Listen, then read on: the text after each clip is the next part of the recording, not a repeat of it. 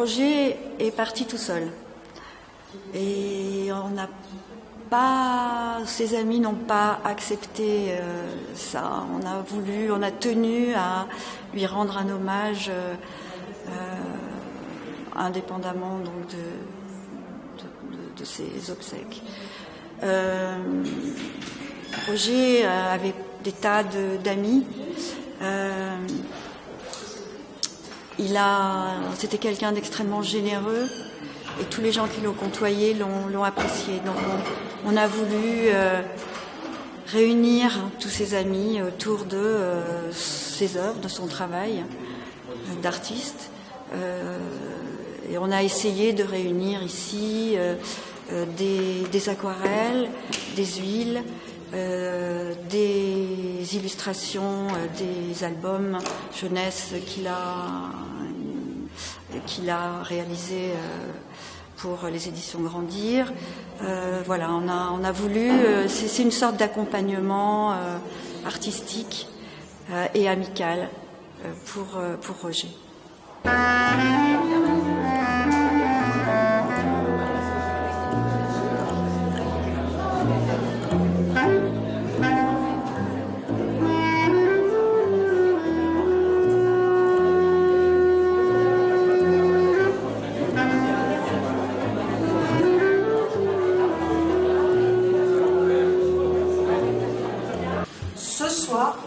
Nous rendons hommage à Roger Orengo à travers cette exposition.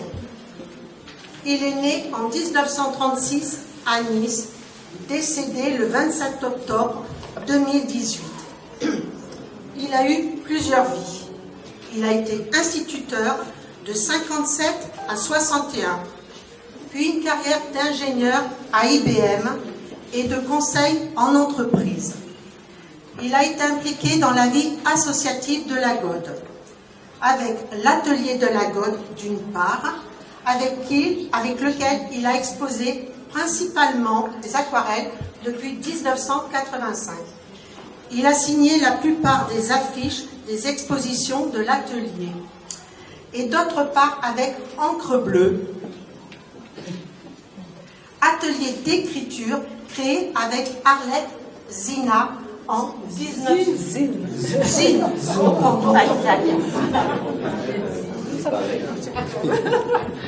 Vous me pardonnerez. En 1994. C'est cela. C'était une interrogation écrite. Dans ses vies, il a eu des passions qui l'ont mené vers la montagne, l'escalade, la voile, la plongée, le pilotage aérien, la photo, la peinture. Grand voyageur par sa profession et pour son plaisir, il a développé de nombreux contacts avec les populations locales. Il a écrit et publié des nouvelles, illustré des albums de la collection Grandir aux quatre coins du monde, soutenue par Amnesty International pour la jeunesse. Tout son travail d'illustrateur en collaboration avec Françoise Guillon, auteur des albums, est exposé ici même ainsi que ses albums. Roger Orengo a également représenté le monde par la photo et le cinéma tout en privilégiant la peinture depuis son plus jeune âge. Ce soir, cette exposition nous permet d'avoir un aperçu de son talent d'artiste et d'illustrateur.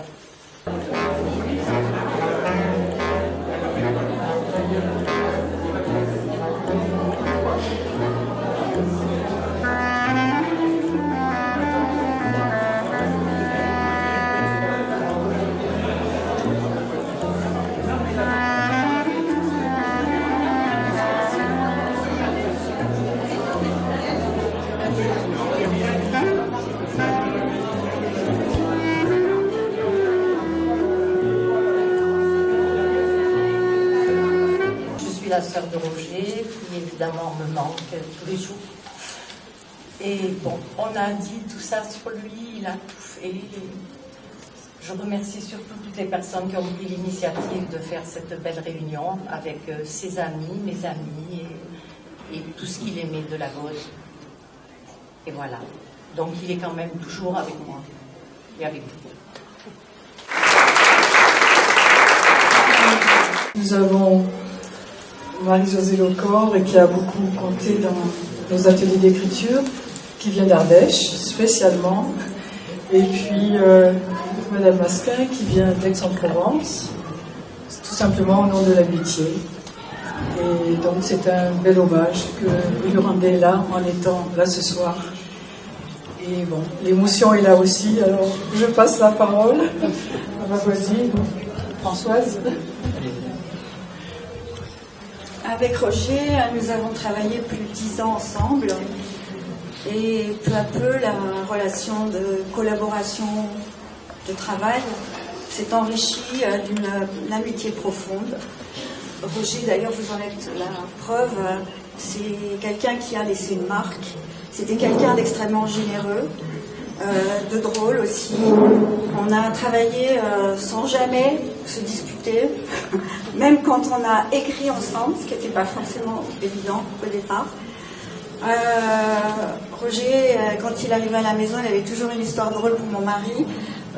Moi, j'étais partante aussi pour l'histoire drôle, et chaque fois, il arrivait aussi avec l'idée de me faire des progrès en informatique. Alors ça, c'était pas gagné. Et je lui disais, mais Roger, plus tard. Finalement, aujourd'hui, je regrette. Il faut saisir les occasions quand elles se présentent. On n'a pas le temps. Ça passe. Bon, merci à tous et à toutes d'être présents ce soir pour rendre un hommage amical, familial, artistique.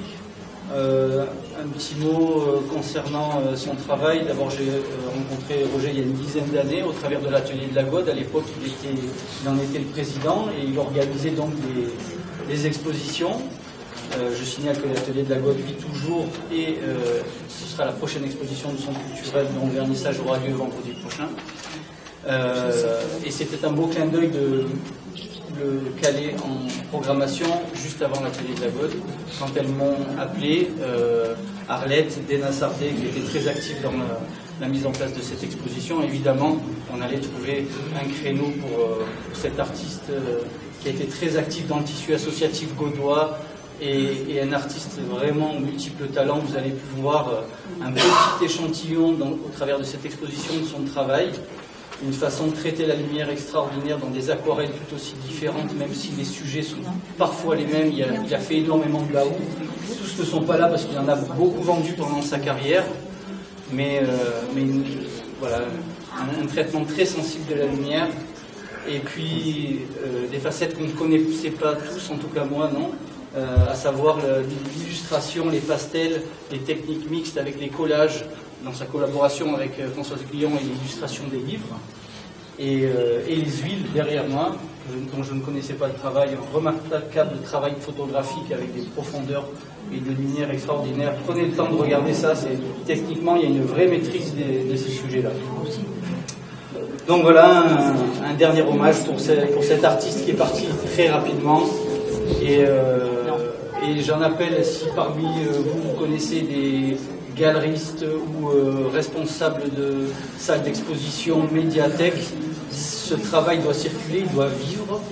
Il est là, il est présent, il est pour l'instant dans diverses personnes chez diverses personnes de la famille. Il faut qu'il vive. Roger vit à travers de ce travail-là. Merci, bonne soirée. Merci.